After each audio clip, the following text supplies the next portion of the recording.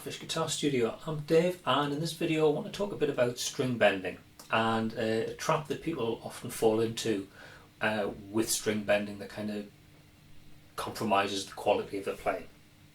It's kind of inspired by a conversation I was having with a good friend of mine the other day.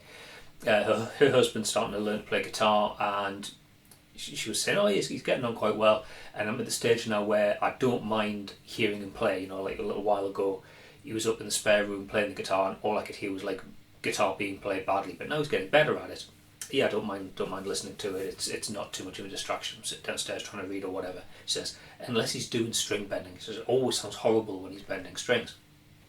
And that just made me think about, well, why is it that his playing is worse when he's bending strings compared to when he's not? And made me realise, sort of reminded me of a trap I've seen people fall into with string bending, and that's not giving enough thought to what the target note is when you're bending a string. Because so much about what we do on guitar it's muscle memory. It's remembering the shapes of chords or remembering the shapes of scale boxes and being able to run through licks or whatever. And a lot of it is just because your fingers have memorised, you know, where they need to be, you know, in order to do certain things.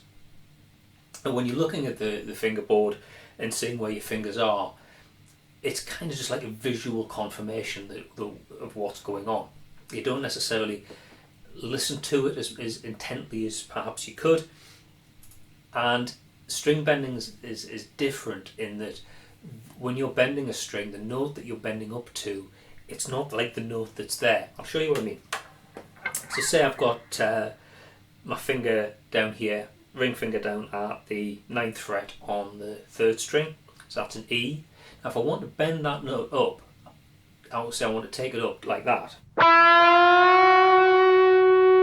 I'm going to take it up 2 semitones and I'm going to go to an F sharp. Now the F sharp is the note that's there, so I'm bending up to it. So think about what that target note is. It's the F sharp. But just when I bend the note, you can't see it. You don't. You know, other things you're playing,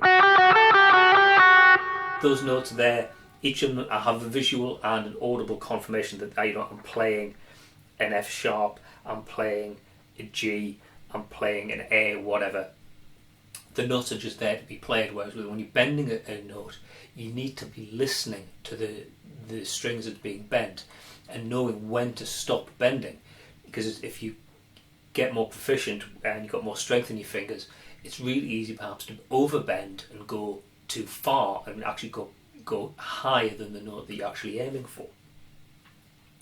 But if you're learning a piece of music, like I say, a lot of it becomes muscle memory, and you just kind of know what it feels like, how much effort you're putting in, how hard you're squeezing your fingers against the strings to make that bend.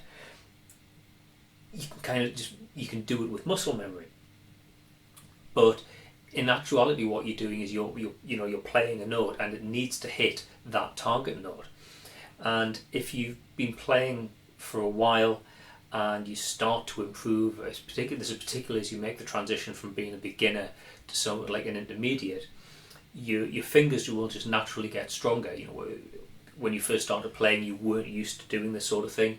Now you are. Your fingers are stronger, and you know the amount of effort that you put in to make that string bend, it will feel like the same amount of effort, but you're actually bending further. You know, if you think about if you you're doing any sort of exercise, if you're carrying big heavy weights around, the more you do it, the stronger you become and the less effort you put in. If you want to put in the same amount of effort, you could lift a heavier weight, and it's the same with playing the guitar. As your fingers get stronger, the amount of effort that you put into bending the string, if you're putting in the same amount of effort, you'll be able to bend the string further. So it's important not to just play from muscle memory, but to think about the note that you're targeting. Okay, a couple of things to kind of bear in mind on this. First off is thinking about your target note. Now what I did in that first example said I'm going to go from an E up to a F sharp. Now I've got an F sharp here, so that's my target note. I want to bend up from an E to that F sharp. Now if I just play the two strings together, and play that F sharp there while the third string's bent. That note there that I'm playing at the 7th fret on the 2nd string is not an F sharp, and there's a reason for that. It's because this guitar has got a trem. It's set floating, so it can move backwards and move forwards, and its position and the pitch of the strings is influenced by the tension in the strings. So if I bend one string, it actually pulls the tremolo out of the body slightly and lowers the pitch of the other strings. So what I'm going to do now is, that's the F sharp, that's my target note. Now I'm going to play that 2nd string again, but I'm going to bend the 3rd string. Yeah, can you hear how that's going flat? Because what I'm doing is, as I'm bending the 3rd string up, I'm pulling the trem down and effectively going like pushing down on the trem arm. So when you're string bending, if you've got a hardtail guitar like a Telecaster or something, you can get away with this. But if you're playing a guitar with a trem, don't bend one string and then listen to the note on the next string up as you reference, because it's going to be slightly flat. What you need to do is listen to it. Okay, that's my target note, and then bend to it and listen with your ear. So what, once you've got that reference, you can you'll start to, like, your ear becomes more proficient at listening to notes and recognizing when you're on pitch. It's not about having perfect pitch or anything like that, but it's about, when you're playing notes from a scale as part of a lick, being able to recognize when you're playing a note that belongs to the scale, or it is actually a note and not something that's slightly sharp or slightly flat. And like I say, as you get more proficient, your hand strength will change, and the amount of effort you need to put in for bends will differ. I mean, even where you are on the neck, you can think the string has been a bit like a lever. If I'm near the middle of the neck, string bends are reasonably easy. The amount of effort that I put in to bend a string up sharp by 2 semitones is considerably less effort than I would if I was playing way down next to the nut, because if you think about it as a lever, I've only got that much leverage down here, where I've got this much leverage if I'm playing further up the neck. So the amount of effort that I put in is different. So if you're used to playing a lick in a particular key, and then you move it to a different part of the neck to play in a different key, the amount of effort that you put in will be different. So you can't just judge your string bends by physical effort alone. You need to use your ear, and as you're bending that note up, be thinking about what the target note is that you're going for. Another factor to think about is the string gauge that you're using, how thick the strings are. Here I'm using a set of 9 to 46 hybrid slinkies. Love them. I like the way that they feel. They're not a particularly heavy gauge of string, but I've got quite a light touch on the guitar, so they suit me really well. If I was to go up a string gauge, I was going to go to like a set of 10s, then there'd be more tension in the string because the string's thicker. So to get to the same note, I need to tune the string tighter to get the same pitch. That means the string's going to be tighter. It's going to fight back more when I bend. So the amount of effort that I put in for a 2 semitone bend from the 9th fret playing on a set of 9s is going to be different to the amount of effort I put in to do a 2 semitone bend from the 9th fret when I'm playing on a set 10s.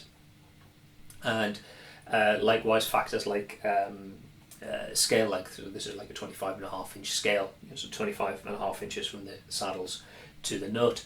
If I'm playing a Gibson, that's got a 24.75 inch scale length.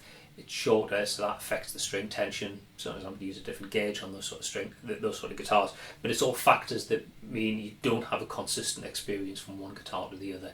So you need to use your ear rather than just relying on the physical effort. Like I say, though, as you get more proficient, your hands just get stronger, and it feels easier to make those bends. In fact, I know quite a few people who've if they're playing for extended periods of time, say like on a long tour or something like that, they might start the tour playing on set 10s, but halfway through they'll switch to a set of 11s because the hands are just getting so strong from playing night after night. They go on to the heavier gauge string that's going to kind of fight back a little bit more and feel more like 10s do under like normal circumstances, when they're not just playing all the time and getting really, really strong. Okay, so the takeaway there is use your ears, and if you're going to be using your ears, it's important that your guitar's in tune. If you're bending strings, you're stretching strings, particularly if you have got like new strings on, they're going to have a little bit of give in them, and as you're bending them, you'll stretch them and they might not go back to pitch quite the same. So you need to make sure that your guitar's in tune. Otherwise you fall into the trap of you play a note and you think, okay, that's a 2 semitone bend, but it's not. That's actually slightly flat. But if you get used to that, you kind of think, okay, that's what a 2 semitone bend sounds like, and then what actually would be correct would sound wrong to you. So always make sure that your guitar's in tune. Like I said, string bending will stretch strings. If you've got any tuning stability issues like friction at the nut or friction over the saddles or something like that, could cause the strings to come out of tune. So always make sure your guitar's well set up and always make sure that it's in tune. String bending is just like a really, really useful technique. I think after the basic picking and strumming, it's probably my favourite technique on the guitar, way above any little tricks and so on. I use it all the time, and kind of because of that, it becomes like an unconscious competence. I don't particularly have to think so much about string bending when I'm doing it, but it's because I've been doing it for years and years. If you're new to guitar playing, you haven't quite got your ear tuned in yet, you haven't quite got the technique under your belt, you need to give it a bit of thought, and if you kind of lock the technique in early, you can go forward and use it as part of your guitar playing, like I say, almost without thinking. Okay, I hope you found that useful. If you did, please click like down there. If you really enjoyed it, you want to see other videos that I post onto the channel, then please click subscribe. You're welcome to leave a comment below, but if there's a specific question you want to ask me, whether it's about guitar playing, music theory, guitar equipment, anything like that, you're probably better off going here. Fill that form in and send your question in through there. I don't always see comments that are left on YouTube videos, but I do always see questions that are sent in through that form. Okay, thanks very much for watching, and I'll see you in another video sometime soon. Bye for now.